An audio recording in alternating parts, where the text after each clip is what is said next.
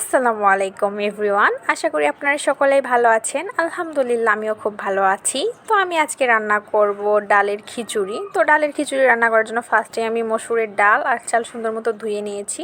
তার মধ্যে একে একে পরিমাণ মতো নুন, জিরে গুঁড়ো, টমেটো ছিল, হলুদ ছিল, তারপরে কাঁচা লঙ্কা আমি একটু বেশি করে দিয়েছি, আসলে আমি ঝালখোর, অনেক ঝাল খেতে ভালোবাসি।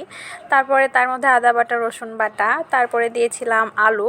আমার আসলে খিচুড়ির মধ্যে আলুটা না হলে ভালো লাগে না, আলুটা যখন থাকে আলুটা খিচুড়িতে মাখায় খেতে অনেক মজা লাগে।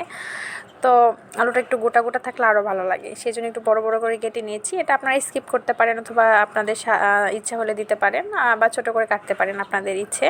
তারপর তার মধ্যে পরিমাণ মতো পানি দিয়ে আমি সুন্দর মতো এটা নেড়ে চেড়ে ঢেকে দিয়েছিলাম। তারপর এটাকে সুন্দর মতো রান্না করার পরে দেখেন কি সুন্দর ঝরঝরে হয়ে গেছে।